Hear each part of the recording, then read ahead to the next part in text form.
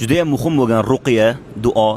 Agar kimni boshi, qo'li, har qanaqa joyi og'risa, dori ichishdan oldin shu ruqiyani o'ziga qilsin. Allohga qasam ichib aytaman, aniq foydasini ko'rasiz agar iymon bilan shu duoni qilsangiz. Chunki mana Rasulullohning masjidlarida turibman. Shu masjidning egasi payg'ambarimiz Muhammad sallallohu alayhi va sallam o'rgatganlar bu ruqiyani. Sahih hadisda keladi. Ruqiya qanaqa? Misol uchun boshingiz og'ridimi, qo'lingiz og'ridimi, yuragingiz og'ridimi? O'sha og'riyotgan joyga qo'lingizni qo'yasiz. Qo'lingizni qo'yib 3 marta bismillah deysiz. Bismillah, bismillah, bismillah deysiz. Keyin a'udhu bi'izzatillahi va qudratihi min sharri ma ajidu va uhadhirni 7 marta aytasiz. Demak, yana bir marta qaytaraman. Og'riyotgan joyimizga qo'limizni qo'yamiz.